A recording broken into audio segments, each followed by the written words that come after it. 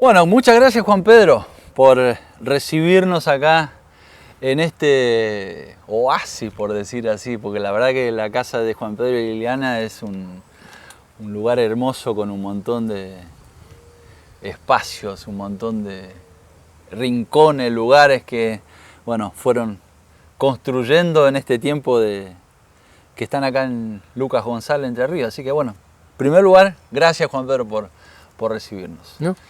Yo también estoy agradecido de recibir visita y de tener la oportunidad de compartir algunas cosas que de pronto pueden ser de interés para todos ustedes. Si vos tuvieras que decir quién es Juan Pedro Yat. ¿Quién dice la gente que soy? Dice por ahí Jesús, ¿no? Vayan y pregúntenle. Es muy difícil hablar de uno mismo. Yo puedo decir algunas cosas muy objetivas. Yo soy hijo de una mujer extraordinaria que a los 20 años se va a Turquía, enfermera, acompañando a una familia de diplomáticos para cuidar a los niños porque tenían miedo de cualquier infección, porque no había antibióticos. Y allí conoce a un muchacho que llegó a ser mi padre, que había ido también desde Suiza a Turquía como técnico para presentar colectivos que armaban en Suiza y entrenar al personal ahí para que pudieran mantener esas unidades. Eso soy yo, así nací, no hice nada, vine ahí a caer en ese lugar. Y tengo recuerdos muy importantes durante toda mi vida de ambos de mis padres, que me han marcado. Yo creo que tanto como todo lo que he visto y he vivido y he estudiado y que hice después. Cada vez estoy más convencido que los primeros años de vida son los que más te marcan, en todo sentido. Ese es Juan Pedro, digamos, ¿no?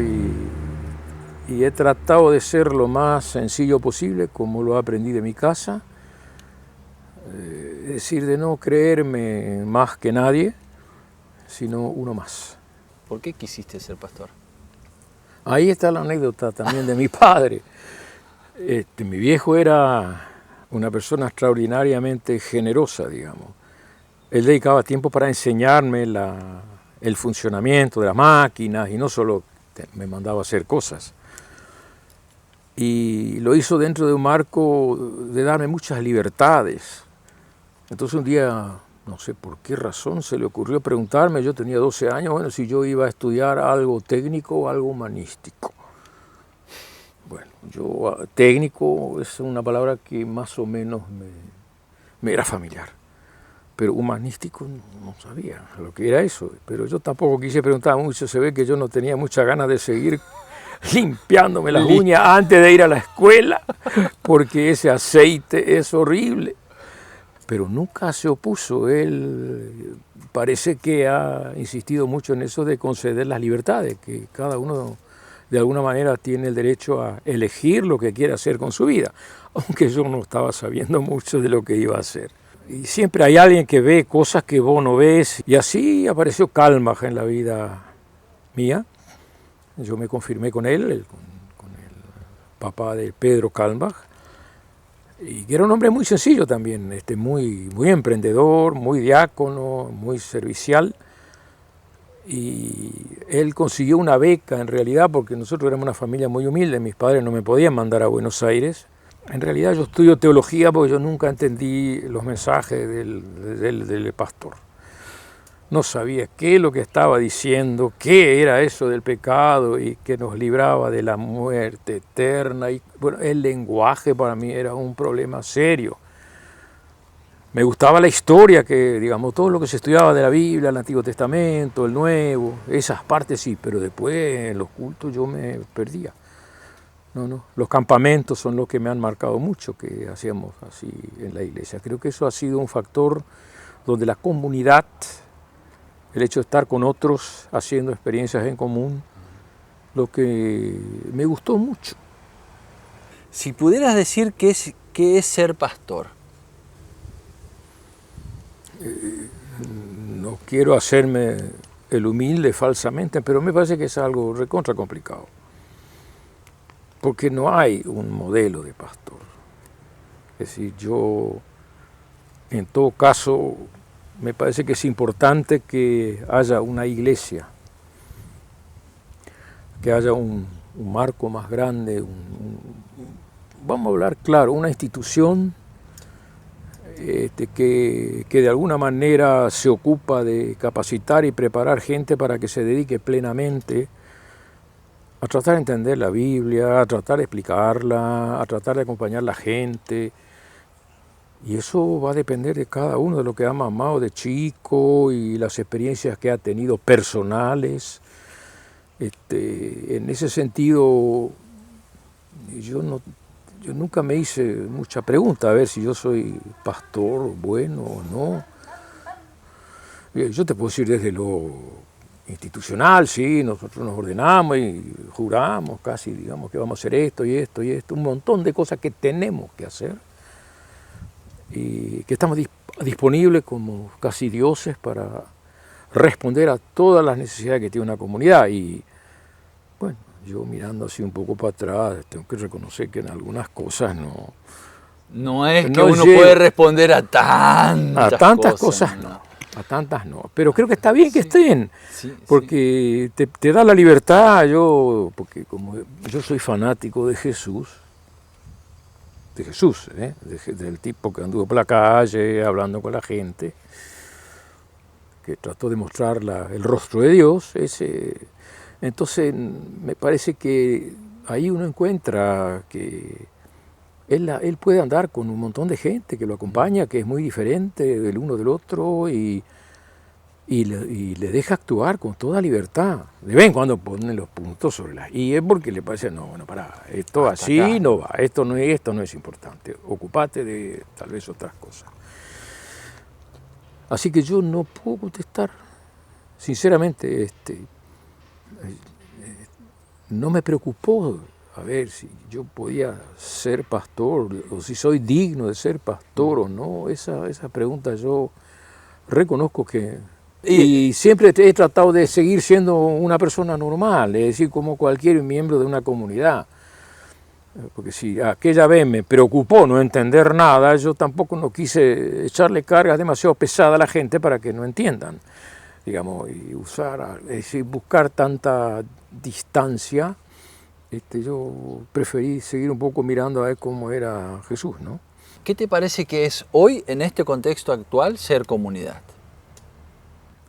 Cuando yo estaba en actividad, me parecía que cuando hablamos de comunidad hablamos solamente de los que estamos en la iglesia. Y ahora me voy dando cuenta de que la comunidad existe también fuera de la iglesia. Y creo que ahí también yo comparo las cosas, bueno, también en la Biblia. Jesús tiene comunidad con mucha gente. Es decir, se sienta a la mesa, y creo que la mesa es un lugar de comunidad, es una parte para compartir. Y no estoy hablando solamente de la Santa Cena, que eso es una fiesta especial, digamos, es un momento muy particular. Pero lo noto acá también en Lucas, es decir, hay muchos espacios donde la gente se junta y habla y conversa y comparte. Y se trata de descubrir y valorizar esos momentos que nosotros llamamos, dentro de nuestro ámbito, el reino de Dios. Que es la felicidad, es cuando el tiempo no existe. Cuando vos estás 2 horas con alguien, o 3 o 5, y lo único que se te ocurre después es, mira, ya pasó toda la tarde. Es decir, esas cosas pasan también fuera del marco de la iglesia. Y a veces el marco de la iglesia, hay que decirlo, no siempre garantiza esa comunidad. Es decir, esto es ambiguo. Esto es no ambiguo, sino que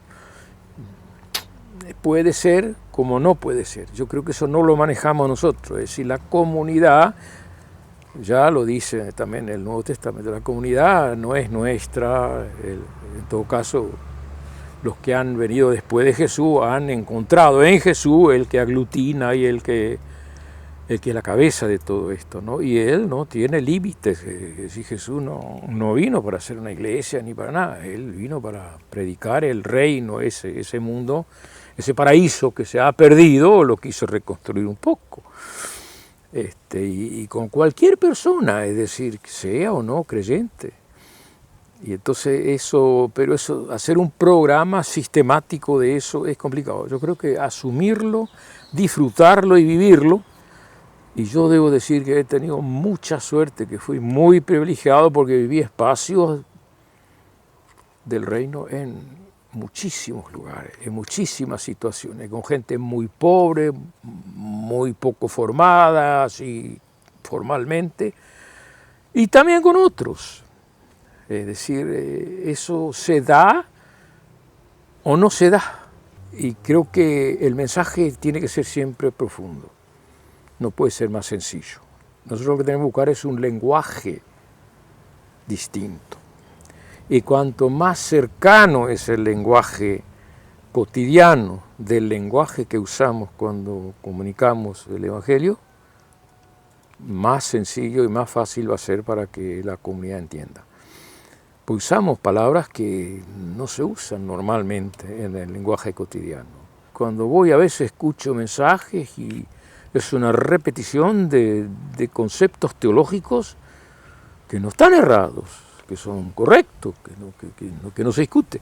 Pero yo me pregunto, ¿en qué le ayuda a la gente cuando viene con ciertas preocupaciones que no consigue articular ni en su casa, ni con el psicólogo, ni con nadie? Entonces, ¿de qué le sirve un buen discurso teológico? Entonces, la diferencia es esa, ¿no? Es decir, yo creo que yo no encontré todavía, yo siempre traté de hablar lo más sencillito posible para que se pueda entender mínimamente. Eso es un aspecto. El otro aspecto es que cuando uno está frente a un grupo de gente, muchas veces es muy difícil saber lo que pasa en la cabeza y en el corazón de cada uno de ellos. Por lo cual se hace más difícil llegar con un mensaje de un texto que ya te está determinado de antemano, predeterminado. Entonces de pronto ese texto vos lo tenés que forzar y torcer para todos lados para poder darte cuenta, viste, que estás ahí frente a gente que está yendo a la iglesia porque tiene a alguien enfermo en su casa y está muy preocupado y no sabe cómo enfrentar la situación, por ejemplo.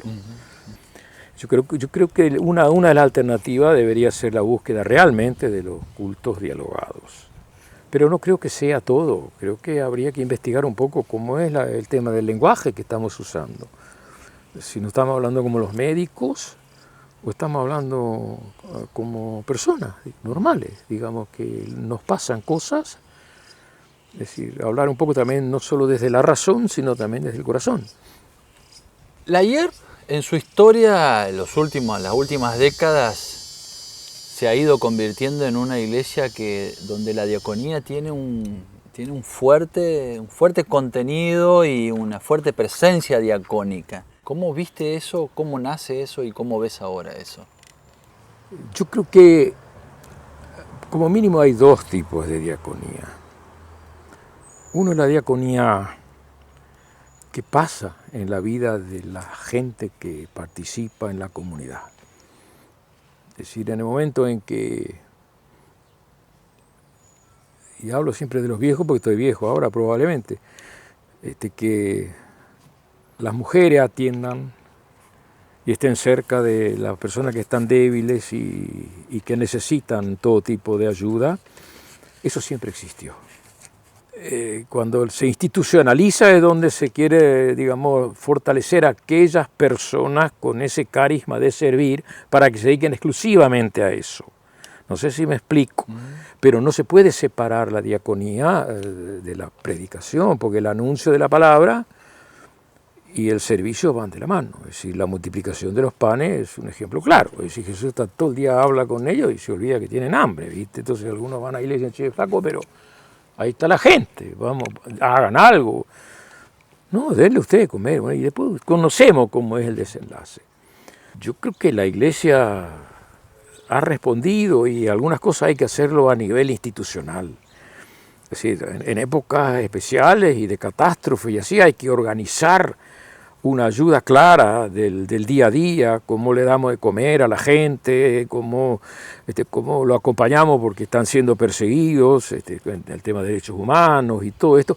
Es decir, hay una diaconía que efectivamente tiene que ser hecha a nivel institucional, porque si no... ¿Tiene que ver con una mejor lectura del Evangelio? ¿Una lectura más integral del Evangelio o una mirada de la vida y la acción de Jesús? No lo sé. No lo sé. Es decir, la diaconía en Argentina, Uruguay y Paraguay tiene un empuje muy fuerte institucional con la llegada de la plata fácil. Uh-huh. Y esto no es peyorativo. Es decir, yo estuve trabajando en un programa que manejábamos $400.000 por año. Yo creo que eso a veces opaca. Si yo miro retrospectivamente, quienes se han beneficiado con ese programa en el Paraguay, que era el programa Ayuda Cristiana, en realidad la absoluta mayoría fueron franciscanos, para no decir católicos, no, sino franciscanos. La gente que venía de nuestras comunidades no estaba muy entusiasmado con el programa y estaban muy condicionados por la búsqueda de mejorar su condición de vida exclusivamente. Y con la entrada de las máquinas se terminó la cuestión de compartir. Es decir, la maquinaria, la tecnología, en la medida en que es asumida por un agricultor, es un elemento que tiene dificultades de mantener la comunidad. Es decir, se puede compartir la cosecha con toda la familia. Iban todos a cosechar acá, después iban todos, prestaban a sus hijos para ir a cosechar allá, y prestaban a la señora para ir allá, pero el tractor no se prestaba. Entonces ahí también tiene que ver también con qué es lo que se estuvo predicando, es decir, la relación yo, Dios era mucho más fuerte que el nosotros, es decir, la salvación individual, y eso, si digo salvación, tiene que ver con salvarse de la pobreza, salvarse de la miseria, salvarse de la explotación de los acopiadores, salvarse de esas cosas. Yo no estoy hablando de una salvación para después estar no sé dónde. Eso yo lo viví, por eso que yo me considero una persona sumamente agradecida, pero no por lo que hice, sino por lo que pude vivir. Es decir, los primeros años de la inmigración de los brasileros pobres ahí fue fantástica, fue divina. Un día vamos bien al monte ahí para ver, porque dijeron ahí hay una cantidad de brasileros luteranos y hay que ir a verlo. Y yo, bueno, nos largamos ahí, nos fuimos con una chica de Brasil, una estagiaria, y bueno, y fuimos allá y había una negra y un muchacho joven. Y me dijo, yo tengo un problema. ¿Ah, sí? ¿Cuál es tu problema? Y bueno, que mi hijo no está bautizado. ¿Cómo? No, porque yo le bauticé. Y bueno, pues está todo bien. Vos bautizaste con agua y ¿qué hiciste? Y recé Padre Nuestro y el credo. Y dije, 3 veces puse agua. Ya está bautizado tu hijo, listo, ya está. Ah, bueno. Pero tengo otro problema. Yo no estoy bautizado. Ahí está complicado. Entonces, viste, te hace un poco así, a ver qué dicen los libros. Y digo, tampoco hay problema, digo yo. ¿Por qué? Y no, te vamos a bautizar. Si vos querés, te bautizamos. Pero yo puedo bautizar si no estoy bautizado. Sí, no hay problema. Porque vos bautizaste no en nombre tuyo, sino en el nombre de Jesús. Después te voy a explicar eso, es un poco más complicado. Más ahora es para hacer fiesta, le digo yo. Vamos a dejar... No, pero yo no estoy casado. Entonces yo me dije, ¿de qué iglesia viene este pobre hombre, no? Así que tenía todo eso en la cabeza y dije, pero y en nuestra iglesia capaz que hay gente así también. Y los encontré. Gente que nunca iba a la Santa Cena porque no había estado confirmado. Y siempre estuvo ahí, estuvo en la comisión directiva, estuvo haciendo, no sé qué, de todo. Pero no iba a la Santa Cena porque no estaba bautizado. Pero esos son regalos, esos son cosas fantásticas. Me parece que ahí hay vida. ¿Viste? Ahí pasó algo especial. y ningún problema. Es muy difícil que, perdón, que alguien se incomode porque uno haya hecho esas cosas. Y después le dije, bueno, pero traigan una gallina y gente re pobre, ¿viste? Alguno que trae una gallina, el otro que alguna cosa, y vamos a comer todos juntos acá en el monte, porque estaban en el monte, no había iglesia, no había capilla. Bueno, esa vez fue fantástico, digamos. Pero después cuando eso se... Lástima que esa iniciación, esa experiencia tan profunda, muchas veces se pierde. Se pierde porque el ser humano, me parece, yo creo que el ser humano quiere siempre un poco más, tener un poco más, tener un poco más. Y vamos a ser, claro, está demostrado que la gran corriente migratoria de los brasileños fue allá porque compró el doble de tierra y sin piedra de la que tenían en el Brasil. Pero querían tener más y entonces querían la máquina y bueno, y después se les fue la vida en las cosas. No se han hecho tesoros con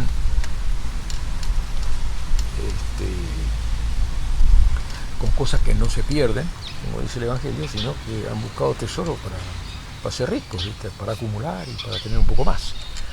Y los cristianos de nuestras iglesias no todos entienden esto.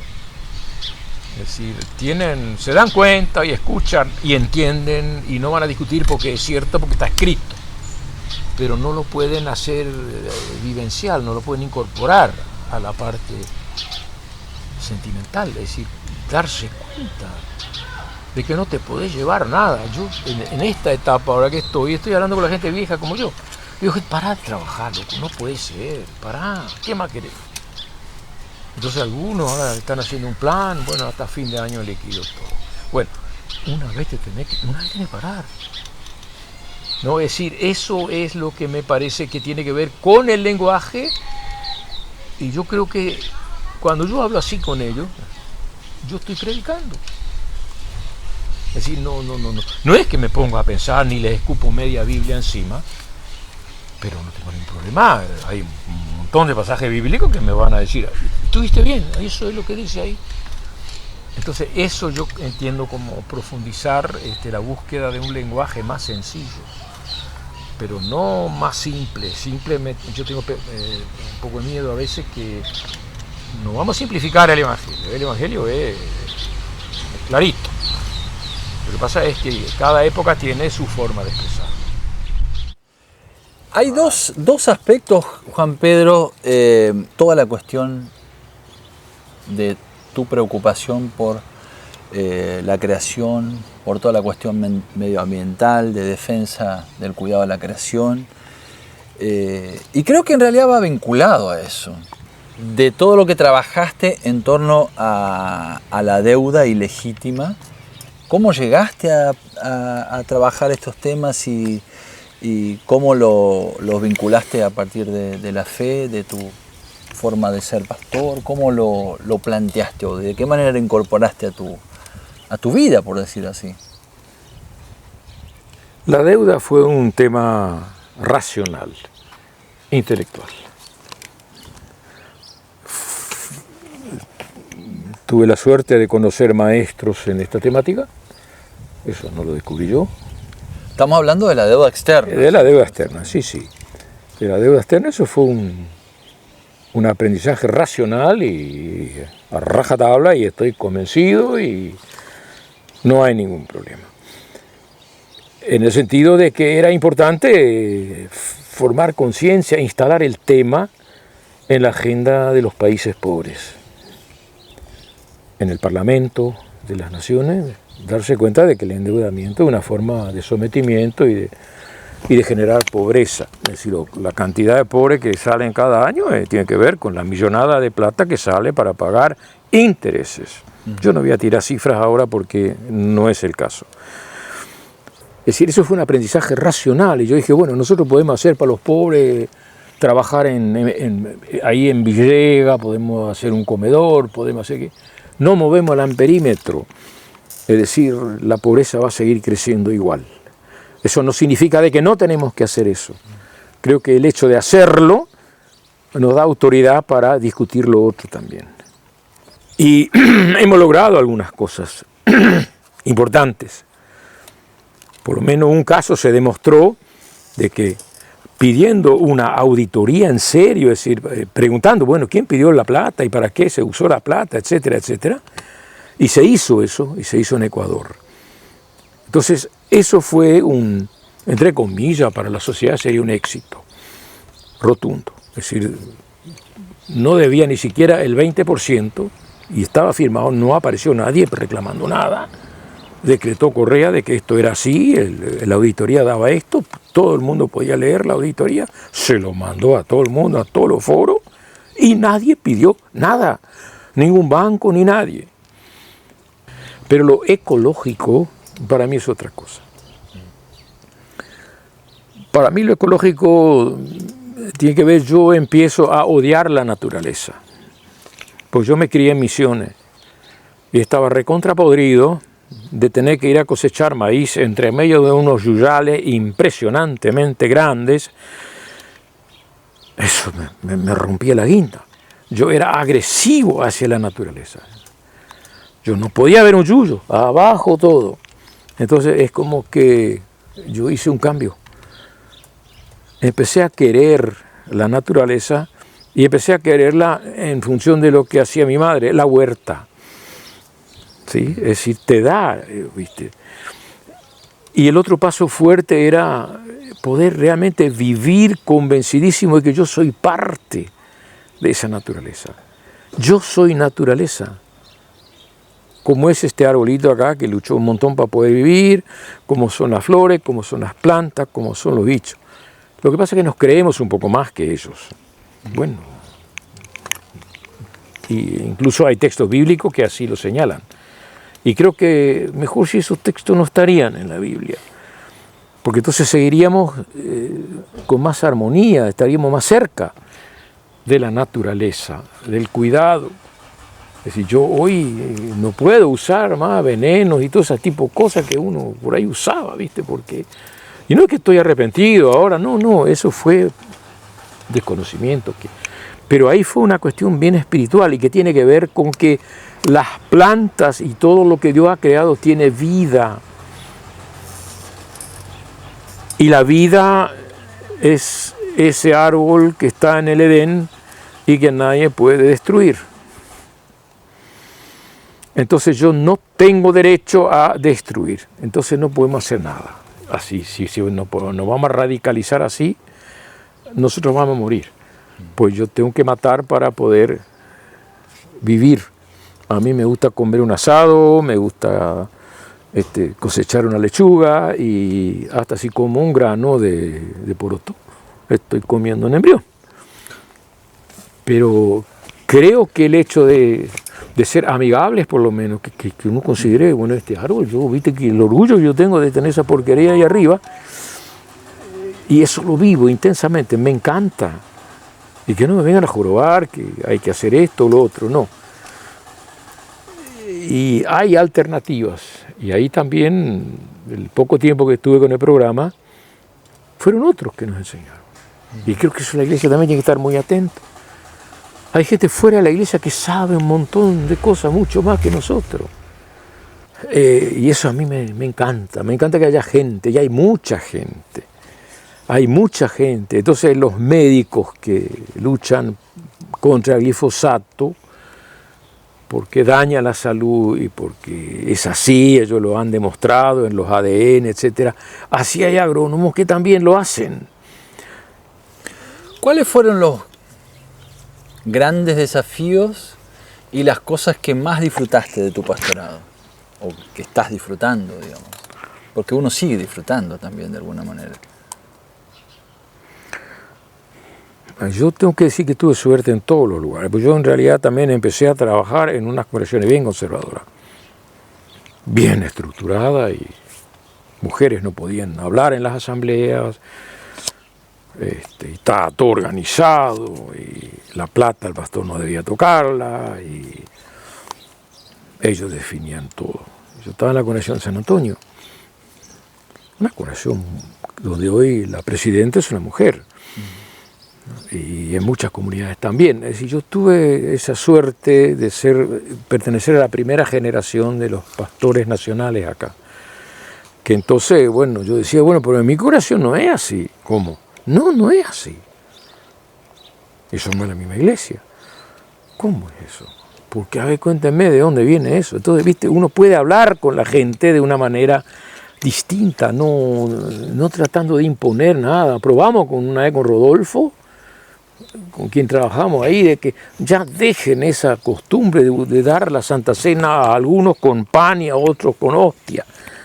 Hasta que un viejo dijo, pero si ustedes dicen que es lo mismo, entonces ¿por qué no dejan que cada uno haga lo que quiere?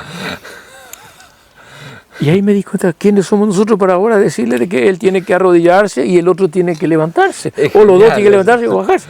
Listo, se terminó el tema. Es decir, esas son satisfacciones, digamos. Ahora yo no, si yo me hago el ofendido, es que ni se me ocurrió hacerme el ofendido. Tenés que largarte una carcajada y tenés que abrazar al tipo, tenés que decir, la verdad que sos un ídolo. Digamos, y de esas historias hay un montón. Digamos, creo que eso de descubrir por dónde pasa la cosa, a veces es vaciarse un poco. Y eso que yo no reniego de mis maestros que tuve en la facultad, no, yo no reniego de eso. Pero ellos no me acompañan en cada cosa. Es decir, eso viene de cuna, creo yo, ¿viste? El poder reconocer, ¿viste? La verdad es que somos gente a veces muy corta, a veces, ¿no? Es decir, satisfacciones muchas, muchas, muchas. Y no quiero mencionar porque vamos a estar hasta... eso después cuando comemos les puedo contar anécdotas, pero pase dulce. Eso a mí me ha dado mucha satisfacción. Y también digamos, yo nunca tuve la sensación de que me tengo que cuidar de cumplir con todo lo que un pastor debe hacer. Es decir, yo sentí que es lo que es la gracia. La gracia. Y también qué es lo que es la misericordia, esas palabras tan difíciles. La gracia es un regalo. Entonces Dios me regaló la posibilidad de, y lo voy a decir en forma lúdica, de jugar a ser pastor. Lúdico. Es decir, de disfrutarlo, digamos, de largarme. Y que no tengo un Dios que me está señalando y anotando, loco, la verdad que a 7, a 9, está bien. Pero lo otro también, es decir, yo me sentí con mucha libertad y también en la iglesia tengo que decirlo, hay que decirlo. La IERP es una de las iglesias que, desde que yo tengo memoria, yo no puedo hablar de antes, yo puedo hablar de mi época, desde mi época, hemos tenido muchísima libertad para llevar adelante el ministerio de la manera en que nosotros mejor lo sabíamos hacer y mejor lo entendíamos. Lo único que puedo decir que la satisfacción más grande no fue ser presidente de la iglesia, que eso me costó mucho en la oficina, de que algunos que estaban ahí trabajando conmigo, gente que yo quería mucho, y digo, pero no, hombre, yo no estoy atrás de una cosa de esa. Me gustó hacerlo, no lo niego, pero no era una aspiración de llegar, no había otro, vamos a ser claritos. En ese momento me tocó y bueno, vamos a hacerlo. Pero no es eso, yo seguí siendo el mismo de antes. Pero sí me di cuenta de que al tener un rol de esa índole dentro de la iglesia, hay que estar preparado. Porque todo el mundo se te pega. No para pedirte favores, sino porque cree que tenés una influencia especial. Por lo menos me pasó, ¿viste? Que, bueno, vos tenés algún... Pero por el otro lado, creo que para los colegas es bueno que tengamos esa figura de pastor, de pastores. Me parece que es buenísimo. Y si Leo me llama la atención por algo, me parece que estaría re bueno. Pues yo creo en eso, de que si los hermanos dicen, vamos a pedirle que él acompañe a los viejos, que acompañe acá, que él hable en nombre de la iglesia, y confiamos en él, y confiamos de que Dios va a estar con él, porque si no, no lo vamos a andar eligiendo. Es decir, más allá de que si él congenia con mis ideas o no congenia con mis ideas. No sé si me explico, creo que tener eso está bien, pero para el que lo ejerce es un peso. Es un peso en el sentido de que siempre tenés que seguir siendo la misma persona, me parece. Obvio que no, encontrando el equilibrio, si alguien te viene con lágrimas en los ojos, no vas a empezar a hacer tonterías, ¿viste? Me parece que eso está bien. No, yo no tengo un momento especial. Yo sigo disfrutando, pero con una claridad total. Yo no soy pastor, pero eso no lo voy a discutir con una abuela que me dice, pastor, ¿cómo le va? Bien, listo, terminó. Pero soy consciente de que el pastor o la pastora es otra persona. Y que yo quiero hacer algo en la iglesia, tengo que hablar con él, porque él está a cargo de eso ahora. Eso es liberador, no me siento mal. Y si lo hace distinto, bueno, es su forma de ser. Yo tampoco no lo hice igual que los que han estado antes que yo. Bueno, en Paraguay fuimos los primeros que estábamos ahí, entonces no era tan complicado. Porque los viejos se habían quedado en Brasil y los jóvenes todo, más o menos que era la primera vez que iban a la iglesia. Pero en general no, ¿viste? No tengo. Bueno, muchas gracias. Bueno. Y vamos a parar de hablar porque si no vamos a seguir. Sí, ay, para rato.